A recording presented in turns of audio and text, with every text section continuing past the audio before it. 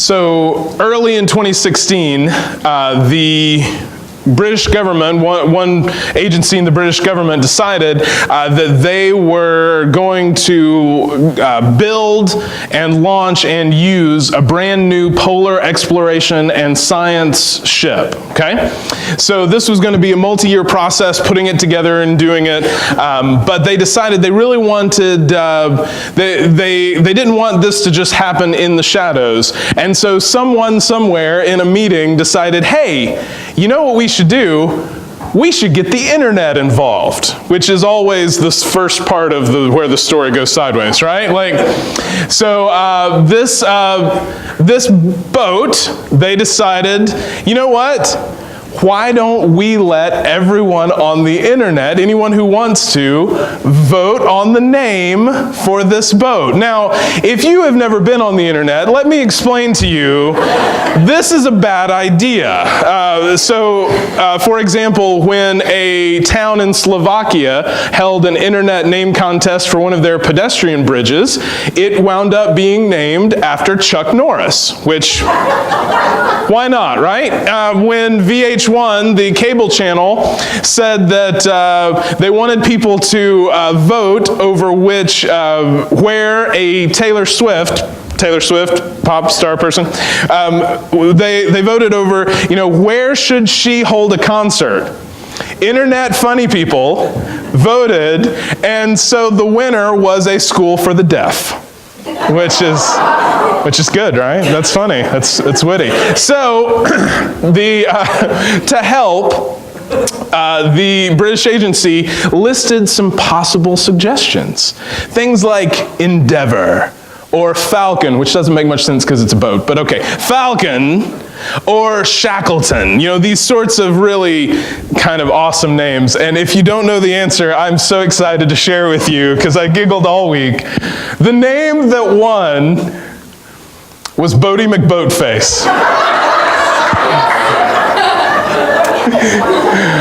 I sat in my office as I was putting the sermon together, and I always, I have all the content, and then I try and figure out what the top thing's going to be. And so I realized this would work, and I just started giggling, and I could not stop because the top vote getter by a lot, obviously, because the name is amazing, is Bodie McBoatface with the capital B in there. It's beautiful. So. So what happened is that the agency said no, stop it, no. So what they decided to do was name it after Sir David Attenborough, the guy that did narrations for all of the nature videos. But because British are funnier than we are most of the time, they took the name and they did use it. They put it on these unmanned submergible submarine science, which again doesn't make sense because it's a submarine, not a boat, but technically, but whatever. So the last line of a BBC article online says, while the Sir David Attenborough is still in production and will be for the next year and a half, Bodie McBoatface is already on the job, which is, so, it's fantastic. And the reason this is good, is because this polar exploration vessel should not be named Bodie McBoatface. Like there is this sort of sense of, this doesn't make sense. This isn't how it should be, because we are used to names having some sort of indication for what you are, names give us the hint and the clue about what's happening, right? That's why how you name a movie is so important. How you name a show, how you name a restaurant is so important, because you get a clue, you get a sense of what is there, what's going to happen. You get a sense, if you, when you see a name, even if you don't consciously think this, you are already making judgments and values and understandings about, is this going to be something for me? Terror House 14, The Awakening, gives you an indication of what the movie is going to be, right? Come on, kids, this is going to be awesome. Let's go. Or not. So names hold this, and in our culture, names have this sense of reference, this sense of connection. for many, many people. Piper, our daughter, her middle name is Ann because my wife Sarah's middle name is Ann. My mom's middle name is Ann, and Sarah's grandmother's middle name was Ann. We have this sense of reference that we connect. Andrew, my middle name is Andrew, so Andy is Andrew, and Andrew Bryant for Sarah's dad. We have this sense of connection. These names, most parts, a lot of times, have a connection or have some sort of story with them. Even if they're not family names, they have some sort of story about why you picked it. Well, this sort of sense of reference, this sense of connection is viable now, but even back in biblical times, it wasn't just a sense of reference, there was also a sense of meaning. That sometimes names held more than just, oh, it's John again. That sometimes names were actually sentences. In fact, and I wrote it down because there was no way I was going to remember all of them. Yes, so even like now, you might name a child after a location, right? Like Georgia or something like that. The prophet Hosea named one of his children Jezreel, which, just rolls right off the tongue. In addition to being beautiful, it also was the scene of one of the great slaughters of God's people by the evil king Ahab and his wife Jezebel. And he named the child that on purpose so that everyone would remember and connect back to that. That there are these stories that, one of the other children's name is God Will Not Comfort, which again is just beautiful. Think about it, cross-stitched on a pillow or something, There were all sorts of, in the culture of biblical times, you would have names that weren't just, oh, that's so sweet, it's named after your family.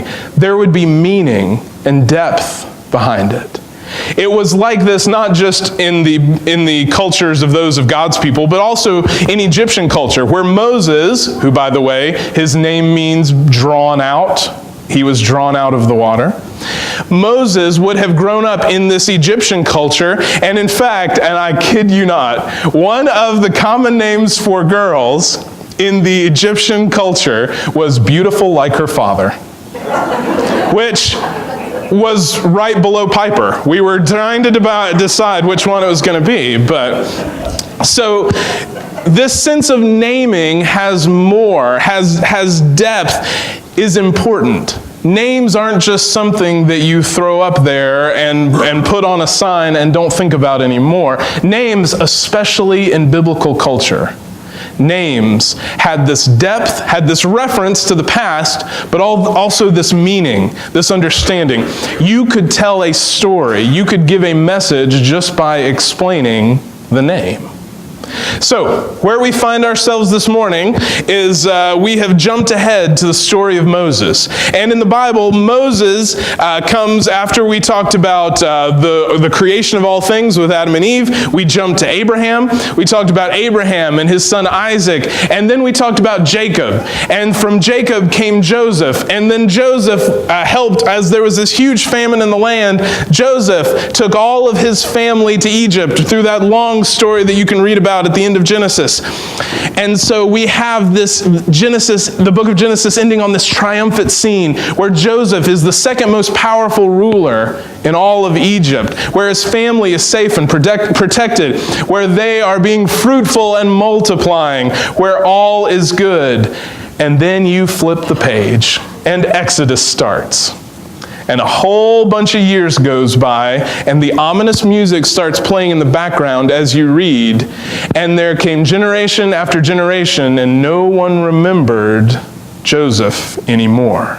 Suddenly, Pharaoh, the most powerful man in the entire world, has all of these Hebrew people around, vastly outnumbering the Egyptians, and so he enslaves them. He makes them all slaves to the Egyptian people. And in fact, to help curtail population, he explains to the midwives, any Hebrew midwives, anytime that a baby boy is born, get rid of him. Anytime a girl's born, that's fine. And the book of Exodus, which, by the way, the Hebrew name for the book of Exodus is the word names. The book of Exodus gives you the name of these two Hebrew midwives, but doesn't tell you the name of the most powerful man on earth. because God is already at work and already working through this idea of names. And so the story goes, the Hebrew midwives delivered who would be Moses and refused the most powerful man in the world's instructions because they went against God. Moses' mother kept him for as long as she could, but then she got a big ark thing, put him in the river, let him float down the river, and asked God to protect him. Pharaoh's daughter draws him up out of the water. Pharaoh's daughter decides, we're going to raise him in Pharaoh's house, so he becomes part of the royal family. Like Janelle talked about, eventually his own identity starts struggling with who he is as part of Pharaoh's family, and he kills an Egyptian. Knowing that Pharaoh will be mad, knowing that this hypocrisy is there, Moses runs away. And he runs, and he runs, and he is fine. He finds a wife, settles down. That crazy world's behind him. He is a shepherd now. Who wants to go back to the big city? Life out here in Green Acres is great, right? Like, who wants to do all of that? So in the midst of that, we come to our story today. In the midst of that, of all of that life that's behind him that he is never going back to, he is a shepherd now. He is out here in the midst of nothing and nowhere because he is no one. And he's fine with it. And in the midst of that, in the midst of tending his sheep, he looks over and he sees a bush. And so if you are interested, you can turn in your Bible, or you can find a Bible in the seat underneath you, to Exodus chapter 3. Exodus chapter 3.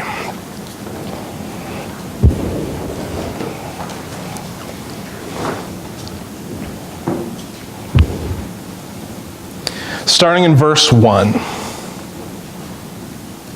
Now Moses was tending the flock of Jethro, his father-in-law, the priest of Midian. And he led the flock to the far side of the desert and came to Horeb, the mountain of God. There the angel of the Lord appeared to him in flames of fire from within a bush. Moses saw that though the bush was on fire, it did not burn up.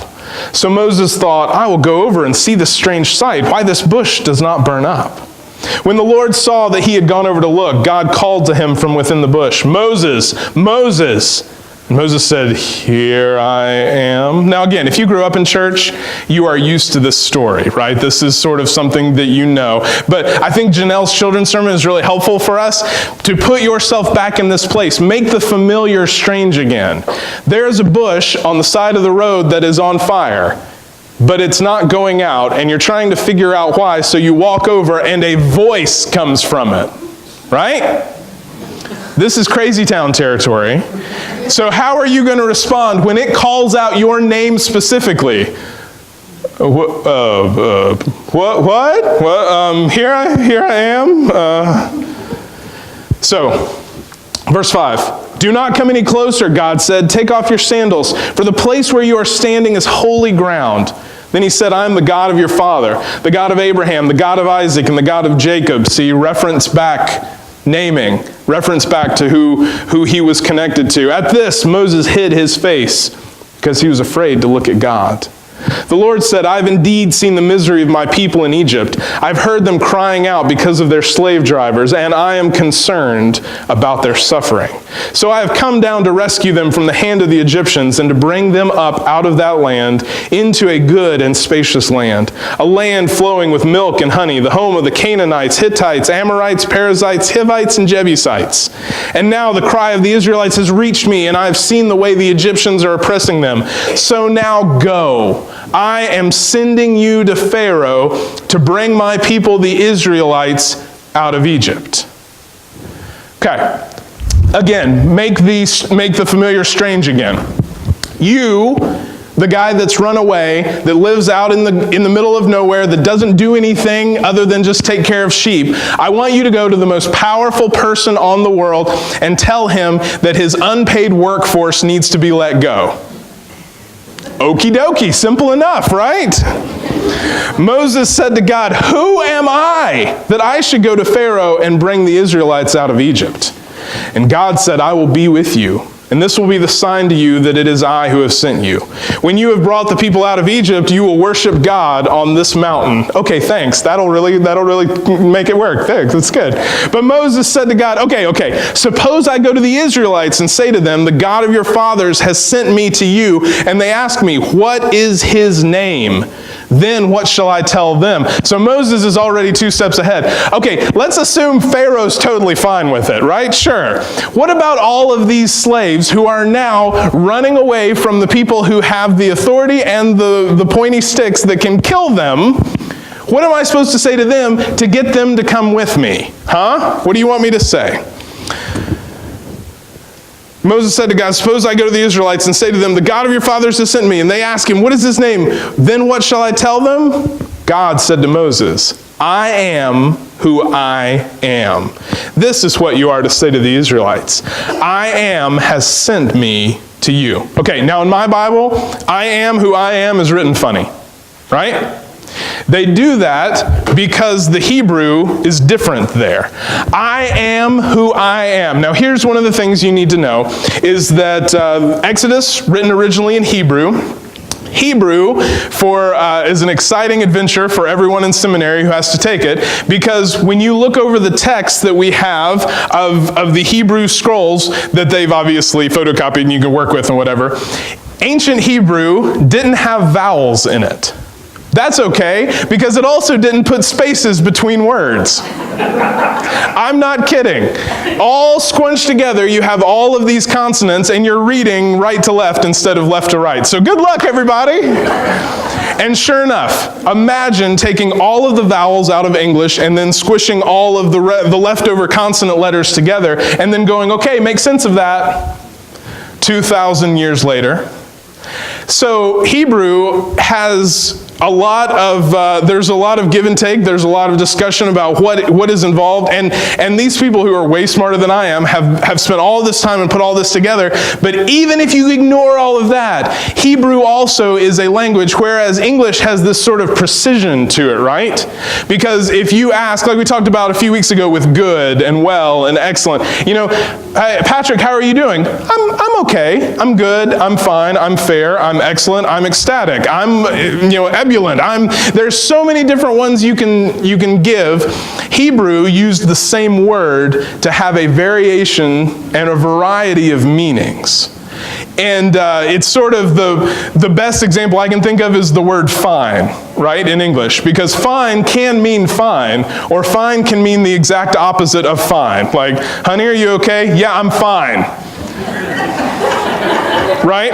Or, yeah, you see what I'm saying? Like, it's the same word, but it has this variety of meanings. I am who I am is the verb to be. So it is the basic form of what it means to be in Hebrew, the Hebrew language, but that's not all. It is the form of to be here in the present. I am who I am, but it also means I was who I was. And it means I will be who I will be. It is present, it is past, and it is future, all in the same phrase, right? So, when Moses asks God, who am I to say? Moses says, what is your name? God could have said anything. I'm the God of jelly beans, I'm the God of hang gliders, I'm the God of Sharknado, I'm the God of whatever. God says, I'm the God who is, I'm the God who was, I'm the God who will be. And this name right here has about 15 sermons worth of stuff in it in itself. Because what God is saying to Moses is, you tell them, I was with them in the past, I am with them now, and I will be with them forever. That's what you tell them. And the same answer that Moses gives a second before this is the same answer that many of us give when we feel God calling us to whatever it is we feel God calling us to do. Whoa, whoa, whoa, whoa, whoa. Who am I that you would want me to do this? And the reason that we ask that is because the assumption on our part in our world is that whatever we do is going to be done through our own willpower, through our own strength, through something that we do, that I am just gonna grin and bear it, and I'm just gonna buckle down and get it done. But what God is saying is, I'm not expecting Moses, I'm not expecting you to have all of this power and you to have all of this in and of yourself. What I'm expecting you to do is to go knowing that I will give you what you need. God does not call the equipped, God equips the called. Do you see the distinction there? That God calls you and says, go and do this, and you go, how on earth am I going to do this? And God says, you're not, I am. You're not. I am. The message that God had for Moses was, yeah, it would be pretty dumb for you to go tell the most powerful man in the world to get rid of his unpaid labor force. It's a good thing that the God who was, the God who is, and the God who will be is the one making the request, right? Oh, and by the way, Pharaoh, it's not a request. You simply are called to do what I've called you to do. And I say all of this, and I had all this together, and we're like, yeah, sermon, woo! And then this week, you know what? I did not live a bit of this out. This week, I tried to do all of the good things I needed to do through my own power, through my own strength, even as I am writing, putting together, giggling about Bodie McBoatface, even as I'm doing all these things and writing out and getting all lined up, it is all through God's power, not through our power. I try and do it all through my own power. And maybe you're better at it than I am, but I'm bad when I try and do it all through my own power, because what happens is I lose patience, I lose sight, I create this blues song about my life that is constantly playing in my head that everyone else, just is sort of dumping on me, and you don't understand how, all the problems that I have, that sort of thing, and I lose sight that it is God's power, not my own power. I lose sight that it is not me. So when I stand up here and say all this, hear me say, I'm preaching to myself, and you all are invited to listen along, in that what Moses heard and what God says to Moses here, what God says to us is, listen, I'm the God who was, the God who is, and the God who will be. My power was before the world began and will be long after the world ends. I'm the one who is calling you to do this, and I'm the one who will equip and empower you to do it. When you look right now and see, I don't know what this looks like, I don't have the answers, I don't know what to do, I don't know how this is going to work, God goes, yeah, it's a good thing you're not in charge. All you have to do is do what I've called you to do. All you have to do is go. Moses says, what is it about me that they're going to listen to? And God says, nothing about you is going to be what they listen to. What they're going to do is listen to me if you do what you were called to do and then get out of the way so that I can speak.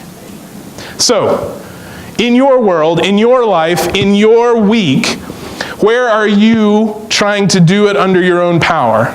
And where are you inviting God in? Where is God leading you to that crazy thing, that big thing, that amazing thing, or just that right thing that you haven't been doing?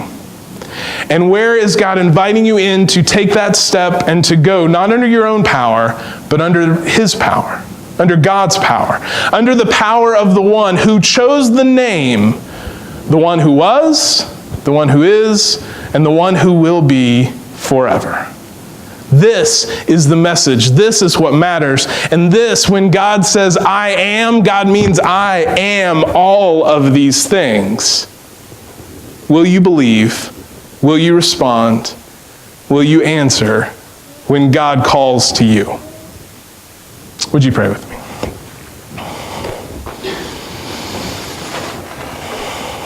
God, may these ancient words continue to teach and challenge and amaze and captivate us through your Holy Spirit. May you continue to guide and direct us each step of our way. May you continue to show us who we are called to be. When we fail, all the times that we fail, God, may we continue to lean back on you. May your grace and your forgiveness and your mercy pour in. And God, may we give all that we have and all that we are and all that we can do to further and praise you and to glorify your kingdom. For it is in